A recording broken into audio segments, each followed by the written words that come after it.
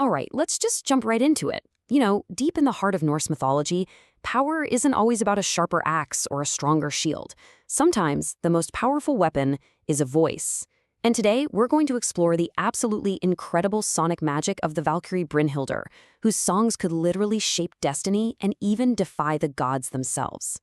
So, think about this for a second. What if a song could actually decide a battle? And I don't just mean inspiring the troops. I mean a song that could actually bend reality, blunt the edge of a sword, and choose who lives and who dies. Now, this might sound like pure fantasy, but for Brynhildr, this was the very core of her power, a kind of performative magic that could twist the very fabric of the world. To really understand her, we have to start with the foundation of all her magic. We're talking about the Valkyrie's divine song, and specifically the nature of an ancient power they called Gald. So what exactly is Galdr? Well, first off, it is not the silent, static magic of carving runes into a rock. The key word here is performative. Galdr was a high-pitched, sung incantation. Just try to imagine a sound so powerful that it was the literal audible resonance of divine authority, a vibration that pulsed through all 9 worlds to ever so slightly bend the laws of probability on a battlefield, all to match Odin's will.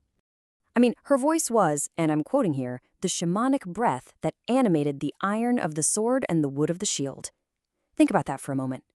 She wasn't just on the sidelines cheering. Her song took cold, dead matter and turned it into a vessel for the All-Father's will. This, right here, is why she was known as the victory driver. Her voice was the engine of fate. Yeah, back in her prime, when she was Odin's chosen agent, Brynhildr's voice was the main instrument of the Vaflojuggi, which you can think of as the wavering fire of fate. Her songs were the flawless foundation of the whole martial order. Every single clash of steel, every warrior who fell, it was all part of a sacred transaction conducted by her celestial choir, deciding who got to feast in the halls of Valhalla. But, what happens when the instrument of divine will suddenly develops a will of its own? And that brings us to the major turning point in Brynhildr's story, a song of rebellion. This is where we see her first great transgression. Okay, so let's look at the specific type of magic she used on the battlefield, the Sigurgardrar, or the victory chants. And their effect was, well, it was profound. These were not just morale boosters, okay? They were incredibly potent incantations sung to literally bind the limbs of an enemy soldier, to blunt the edge of his blade, and on the flip side, to sharpen the spirit of the warrior she chose, making his shield like an impenetrable wall of sound. And this is where it all goes wrong for her, at least in Odin's eyes. You can see the cosmic conflict laid out right here. Odin's command was simple: favor his chosen king, Gunnar. But Brynhild, looking down on the battlefield, saw a warrior she believed was more worthy. And so, she made a choice. She aimed her song to favor her chosen king, Agnar. She directly defied the Allfather. This one moment, this was her original sin. She used the very magic that Odin had given her to turn against him, effectively singing his doom, despite the Allfather's standing promise. By changing the pitch of the cosmic music, so to speak, she proved that a Valkyrie's song could be a sovereign weapon, powerful enough to shatter the harmony of divine decree. But her magic wasn't only for the battlefield. Oh no. Her voice had other, just as powerful applications. So let's explore her roles as a guardian and a healer through her songs of aid and healing. Believe it or not, her power even stretched over nature itself. She used something called Brimrunar Galdrar, which were maritime incantations to protect heroes out on the sea. These songs would actually harmonize with speech runes carved into the ship's oars, creating this protective sonic shroud against what the myths call the black hate of the churning ocean and any nasty spirits lurking below. She was truly a guardian, steering heroes safely to their destiny. And her magic could also be incredibly intimate and personal. The Liknar Galdrar were healing incantations, and this was not simple first aid. We're talking about literally singing the spirit back into a broken body. Now, to do this, she had to tap into the mead of memory, basically recalling the soul's perfect original blueprint in order to repair its broken mortal shell. And this is where her role as the cupbearer of Valhalla comes from, where that sacred mead actually carried the restorative vibrations of her song.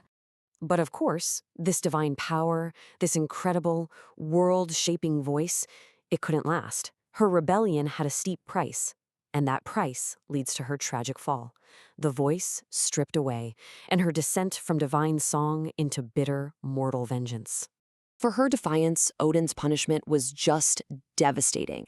He pricked her with something called the sleep thorn, and this didn't just put her into an enchanted sleep, it silenced her divine voice, completely stripping her of her power and anchoring her, now a mortal woman, to a mountain surrounded by a ring of fire.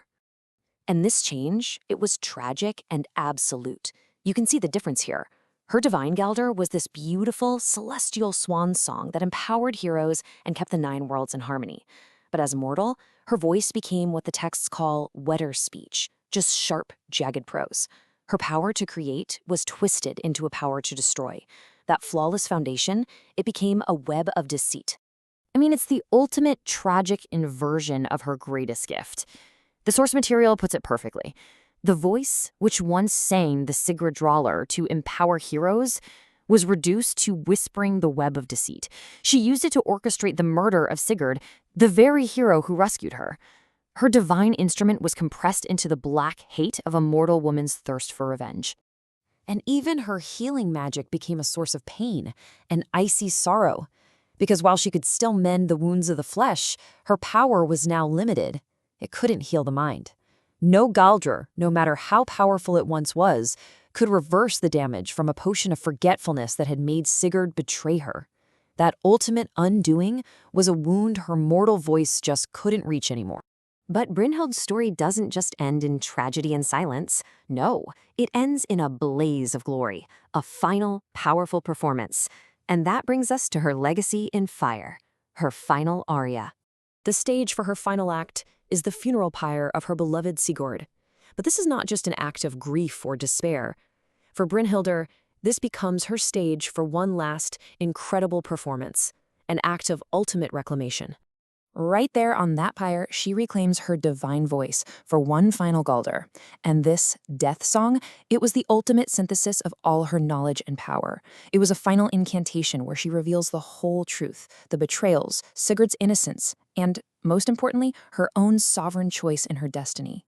So what did this final song actually do? Well, it wasn't just a confession. It was a complex, magical act. It was meant to burn away the shame of all the deception. It was her way of reclaiming her sovereign choice, defying gods and mortal plots alike.